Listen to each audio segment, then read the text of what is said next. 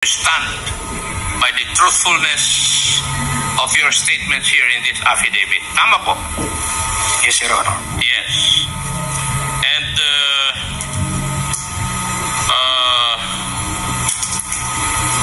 you have imputed certain inappropriate actions on our two colleagues, the Honorable Abante and the Honorable Fernandez. Tama po ba? Your Honor, I will stand by my statement in the Senate under oath. That is And I not would an like to invoke appropriate. my right to self-incrimination, Your That Honor. is not an appropriate answer to my question. Ang tinatanong ko po is, dito sa mga statements mo na ito, you have imputed inappropriate actions by the Honorable Abante and the Honorable Fernandez. Would that be correct? Yes or no? Your Honor, I stand by my statement, even at the Senate under oath, Your Honor, and I'll invoke my right for self-incrimination, Your Honor. Okay. May I ask the Honorable Abante and the Honorable Fernandez? Ngayon ako makaganti, Mr. Chairman. And if I may, let me remind two congressmen that you are under oath. In the statement or sworn statement of Colonel Grijaldo, it stated here, number 4, after I answered questions related to extrajudicial killings and the reward system, I was approached by a security personnel while I was seated as one of the witnesses during the hearing. The said person told me that I was being summoned by Congressman Dan Fernandez. The Honorable Fernandez, do you agree to this statement? Yes, Your Honor. Okay.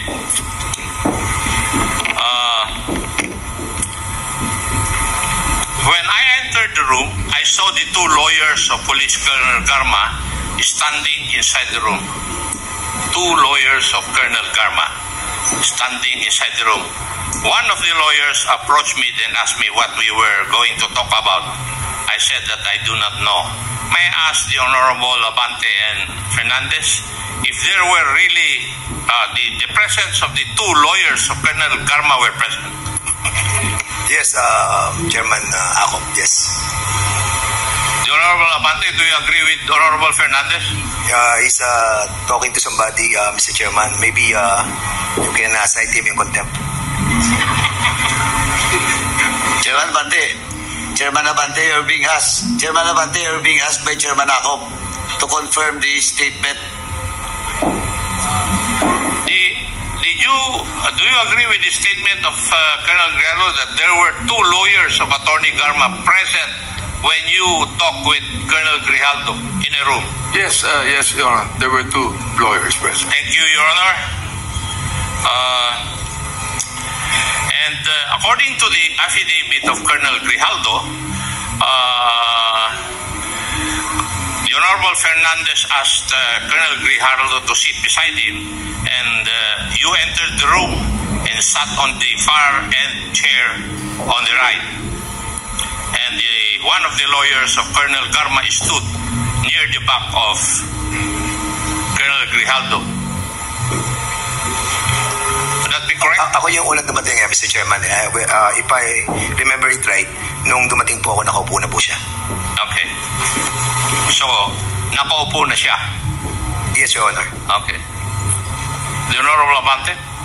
Yes, it was a small room, no? Doon lang sa corner na yan. And so, malapit din kami sa isa. We're just near to each other. In fact, Mr. Chair, I'd like to say na when I talked to him before he came in the room, was that because it was Colonel Garma that said that Colonel Grijaldo knows a lot. He knows a lot about this thing. So, sabi ko, sige, total, normal naman yung vetting na ginagawa natin, kinakausap natin. So, we talked to him and sinabi ko kay Colonel Garma, can he corroborate your statement? Ang sabi ni Colonel Garma, yes eh. So, kinausap namin. Your Honors, pasensya na po kayo kasi hindi naman sumasagot kasi sa mga tanong ko sa si Colonel Grijaldo. Kaya kayo po ang tatanungin ko na muna. Mr. Chair, if I be allowed. The resource person is not allowed to ask questions. No, I'm not asking questions, Mr. Chairman. I will be answering in relation to the answer of So you are replying to the question raised by Congress. Yes, Mr. Chairman. Please proceed. Well, ang totoo po kasi noon, yung pong dalawang lawyer ni Colonel Garma, sila po talaga yung nag-approach sa amin. Ang sinabi po nung dalawang lawyer, if I remember it right, yung pangalan po nung lawyer, si Attorney Victor, nakalimutan ko po yung ipilido. Attorney Kilang and Attorney Kumigat. Yes, opo. Ang sabi nila, kasi kung matatandaan niyo po, yung ating supplemental affidavit na ginawa po ni Colonel Garma was given to us on the day itself. And then, nung binabasa po natin, sabi natin, ay, sino mag-corroborate ito? Sino magbe-betting ito? Lumapit po yung dalawang lawyer. At ang sabi, kung pwedeng kausapin si Colonel Grijaldo. Dahil si Colonel Garma ay very close daw kay Colonel Grijaldo. At siya makakapag-bet sa mga nakalagay doon sa supplemental affidavit. So, ang sabi ko naman kay Attorney Victor, tama-tama, andyan si Grijaldo andyan sa likod. Bakit hindi natin siya imbitahan doon sa room doon sa may kainan para na sa ganon ay makausap natin kung patotohanan niya yung sinabi ni Colonel Garma na magkaibigan sila at ibebet niya yung mga nakasulat doon. So, basically, hindi naman po siya ganong kalaking issue. As a matter of fact, Mr. Chairman, hindi nga tayo ang nag-initiate eh.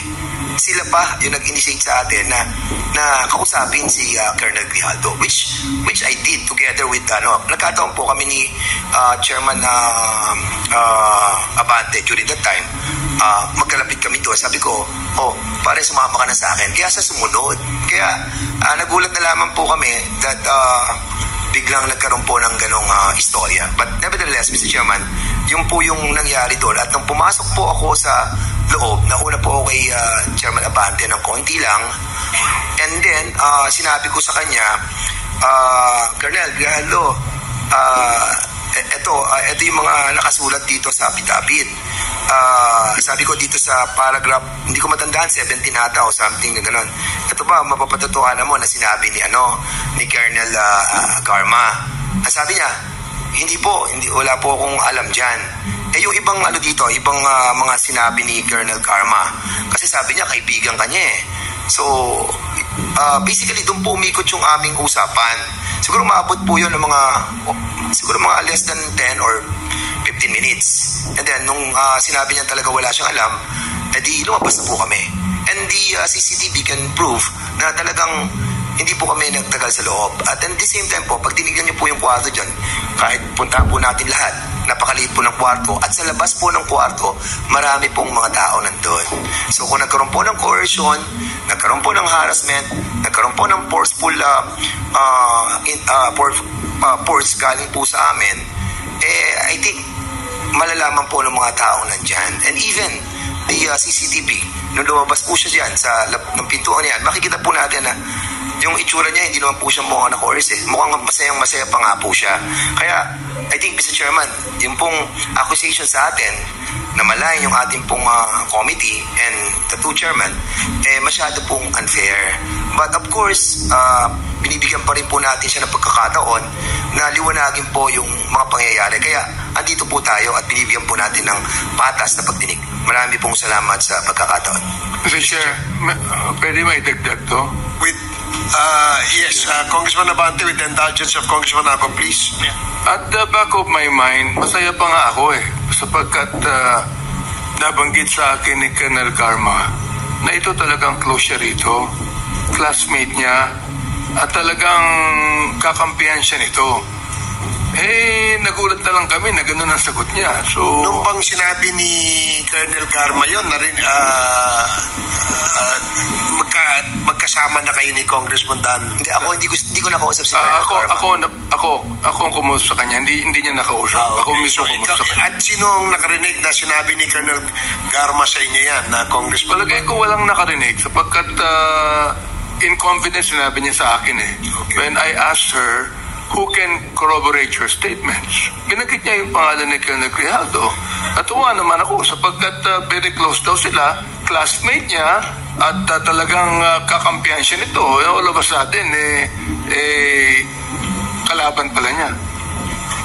And Mr. Chairman, para i-corroborate lang po yan.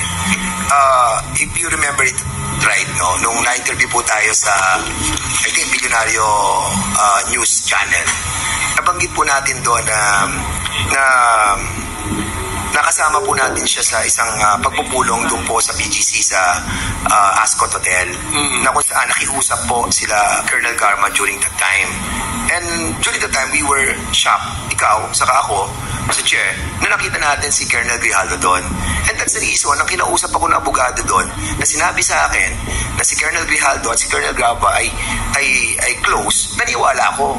Because na-meet na po natin siya during that time. And remember, na kayo pa po nagbayad ng dinner. That was 9,000 plus po. Kaya sinasabi ko po to, Mr. Chairman, because we wanted to ferret out the truth. And by doing that, we are initiating some form of talks with those who wanted to speak, in this committee. Dahil nga nagbe-betting po tayo eh. At yun po yung ating ginagawa sa kongresong ito. Kaya nakakalungkot lang na ang isang opisyal na naging isang battalion commander ng isang rehiyon ay ganito po yung kanyang treatment sa committee ito. But I cannot blame this person. If there is a big person behind him, then totally we cannot blame him. But prudence dictates na dapat po ay sarili niya, manindigan siya sa sarili niya at hindi siya matako sa kaninuman tao. Maraming salamat po. Thank you, Congressman Fernandez. Please proceed, continue, Congressman Nakop. Thank you, Mr. Chair.